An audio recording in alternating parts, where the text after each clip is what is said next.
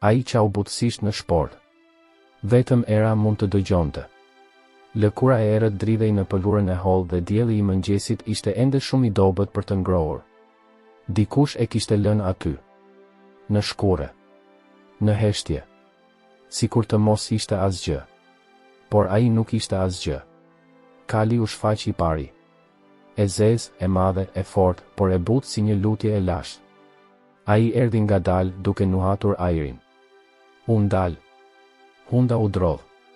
Veshët vigjilent. Dhe pastaj ai pa. Ose ndjer. Diçka që vetëm një kafshë me zemër të pastër e kupton. Ishte afër. Foshnja ende qante. Por ullët sikur të mos priste më ndim. Kali i shtypi hundën pas ballit. I ngrohtë.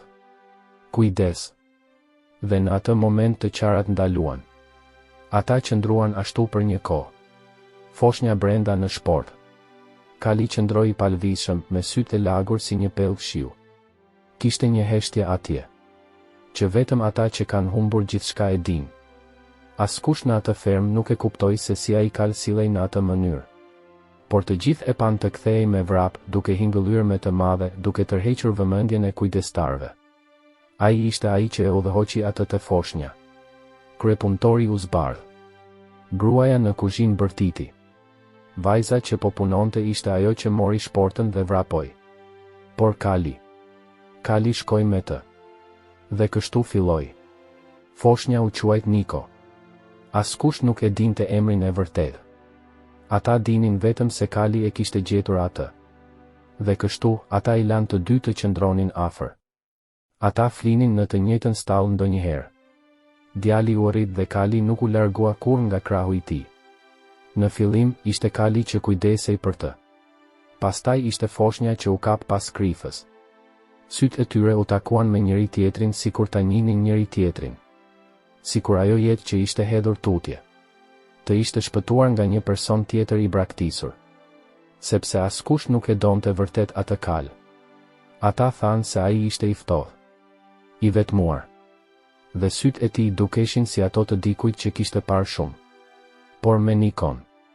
Ishte ndryshe. Ai hëngri aty ku ishte djali. Do të shtriesha aty ku ishte shporta. Nëse foshnja kollitej, ai hingëllonte. Nëse foshnja flinte, ai ngrihej dhe shikonte. Nuk kishte nevojë të ma thoshte askush. Ai e dinte tashmë. E tëra çfarë duhej të bënte ishte të shikonte frymëmarrjen, lëkurën, të qarat e foshnjës. Dhe Kali e kuptoi. Dhe kështu kaluan ditët. Dy qenie që bota nuk i donte.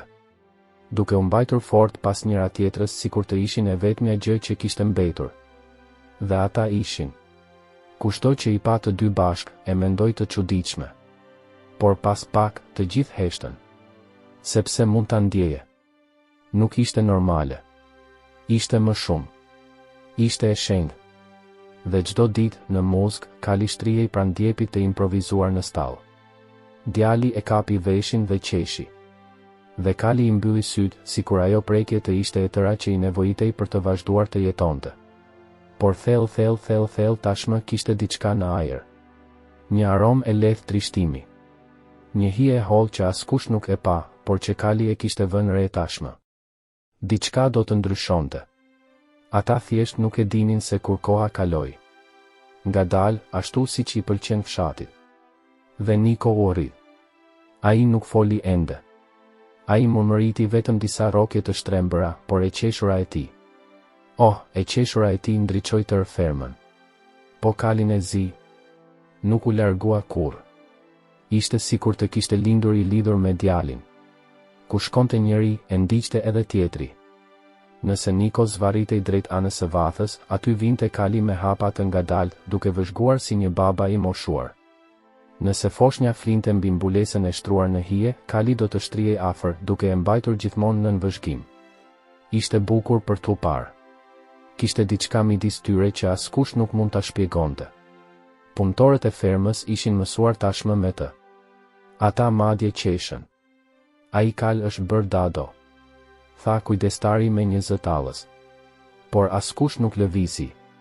Askush nuk e mori. Sepse thell ata e dinin se atje kishte diçka që ishte e rrallë. që nuk mund ta prekje ose ta kuptoje.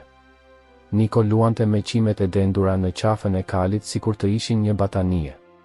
Qesh vetëm. Ata shkelën këmbët e tyre të vogla në tokë, duke u përpjekur të ecnin. Ndonjëherë ai binte dhe Kali e zgjaste hundën, e shtynte butësisht, e ndihmonte sa më shumë që mundej. Lidhja midis të dyve u bë në heshtje. Nuk kishte nevojë për asnjë fjalë. Vetëm shiko. Dhe Kali e kuptoi.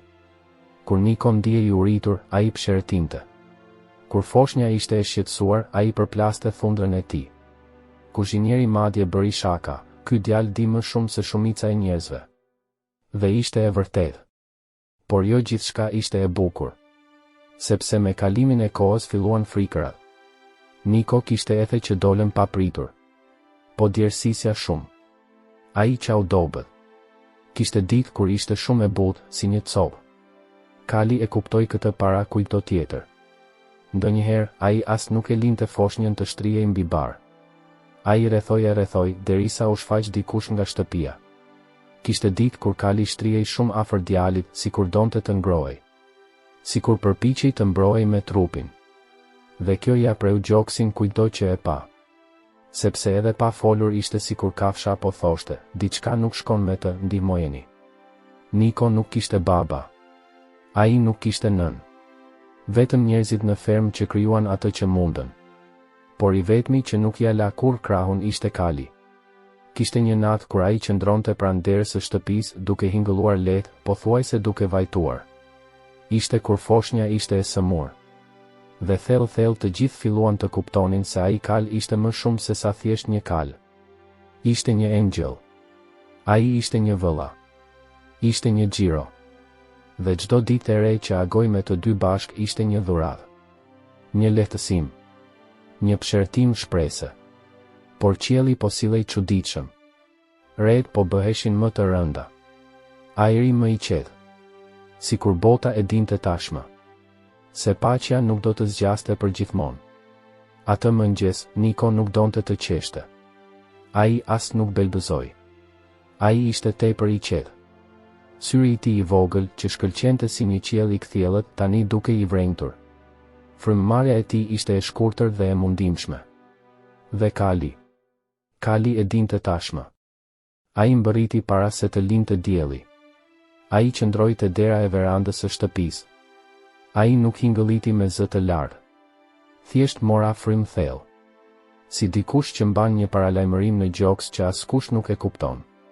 Por për të ishte e qartë, djali ishte i sëmur. Gruaja që kujdesej për Nikon ishte ende në gjumë. Por Kali nuk lëvizi nga vendi. Bëhej rrotull. Ai e shtypi hundën pas murit. Pastaj u kthye, vrapoi te dritarja e dhomës së gjumit dhe qëndroi aty. Derisa dikush të zgjohet. Kur hyn në dhomë, Nikon e kishin mbuluar djersë të ftohta.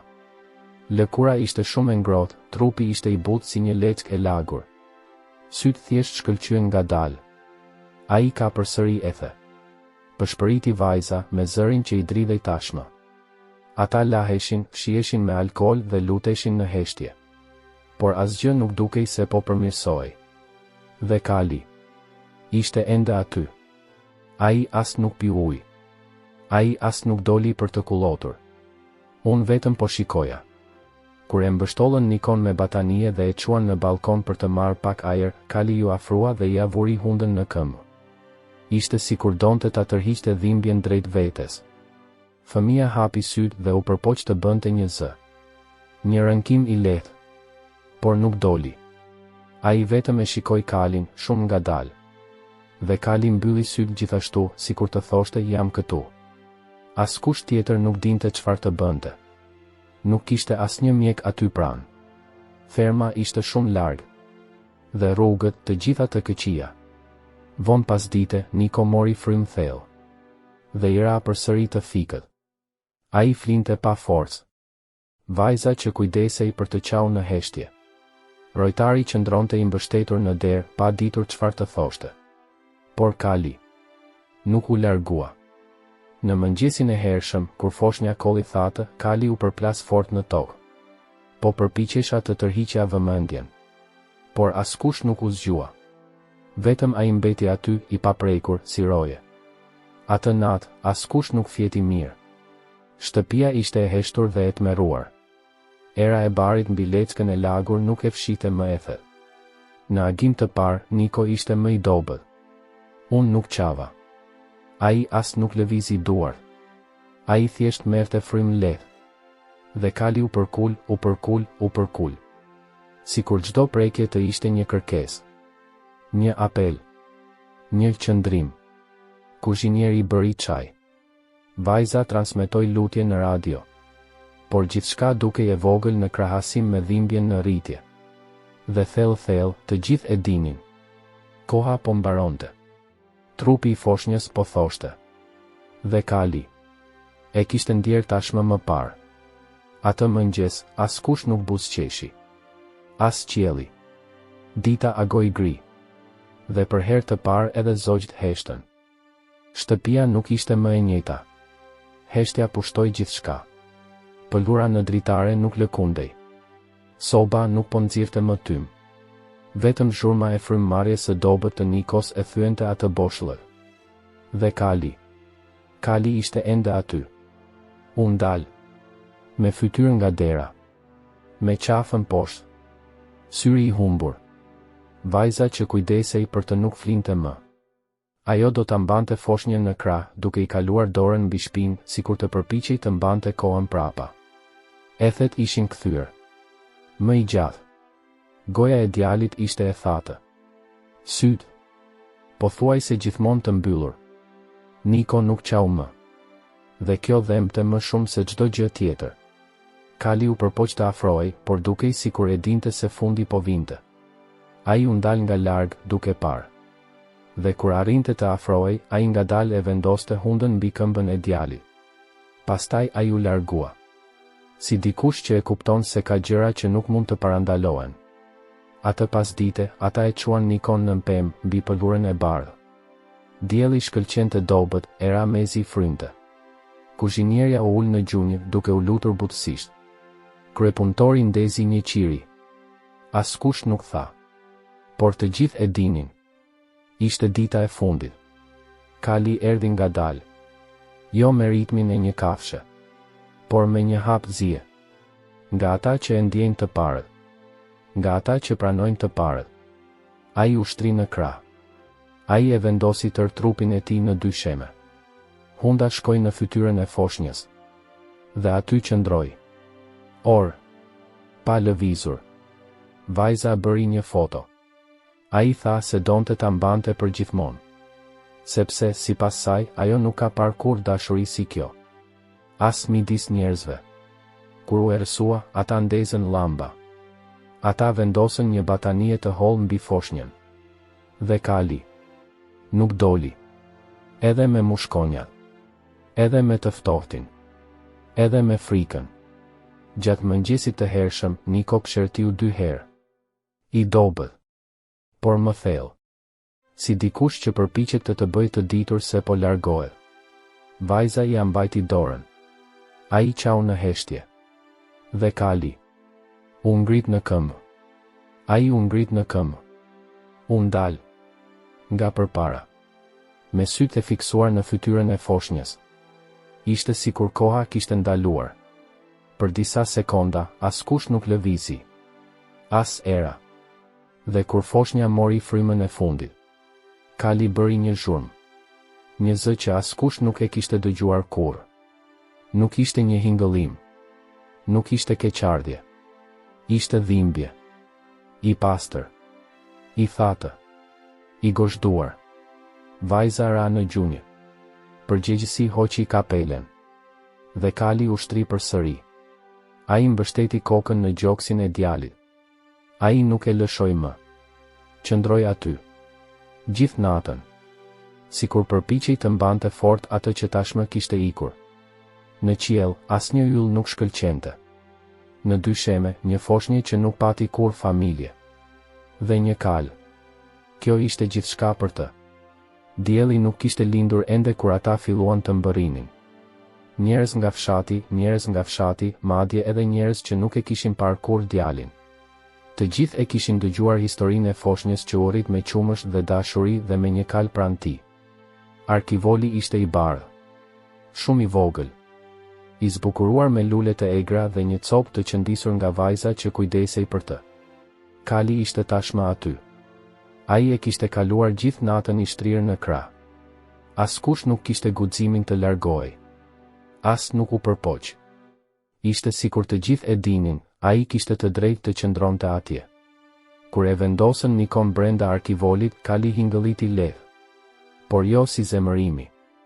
Ishte si një britmë e mbytur. Ai uli kokën. Ai mbështeti ballin pas drurit. Dhe ai nuk e hoqi më. Ata u përpoqën të tërhiqnin. Me kujdes. I folur but. Me dashuri. Por ai nuk u largua. Kujdestari e shikoi vajzën dhe tha, ai largohet. Ai e meriton atë kohë. Kur procesioni ecte nëpër kullot, Kali ecte me të. Kokën poshtë. Hap pas hapi. Askush nuk udhëzoi. Ai ecte vetëm. E dia rrugën. Në gjysmë të rrugës, kur era fryu më fort, ai u ndal. Edhe njerëzit. Ishte aty që ai bëri diçka që askush nuk do ta harroj. Ai kapi lulen që ishte sipër arkivolit me dhëmbë. Një lule e kuqe. E thjesht. Ai e vendosi me kujdes në gojë. Dhe ai vazhdoi të ecte. Me të. Në heshtje.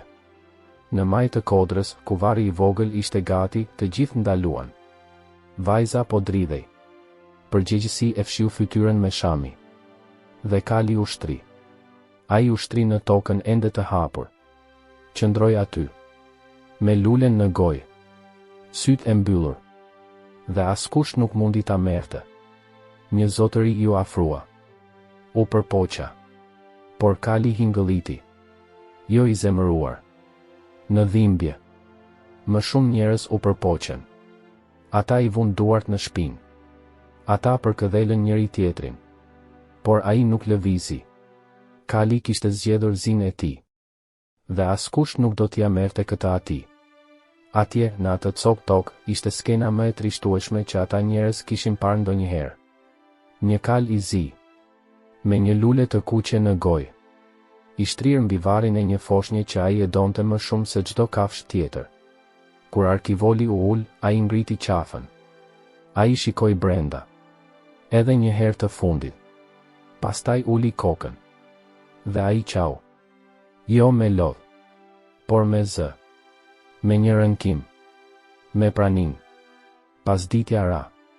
Njerëzit u larguan. Por Kali qëndroi. Ai u largua vetëm kur ra nata. Kur filloi i ftohti. Kur u shua qiriu i fundit.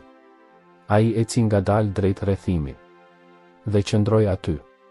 U ndal. Duke parë lart në kodër. Të nesërmen ai u kthye në të njëjtin vend. Dhe edhe tjetri gjithashtu. Ai kaloi javë të tëra duke vizituar varin. Gjithmonë me lulen në gojë. Dhe kushto që e pa, qau. Sepse e kuptova. Atë që bëri ai Kal askush nuk do ta harroj kurrë.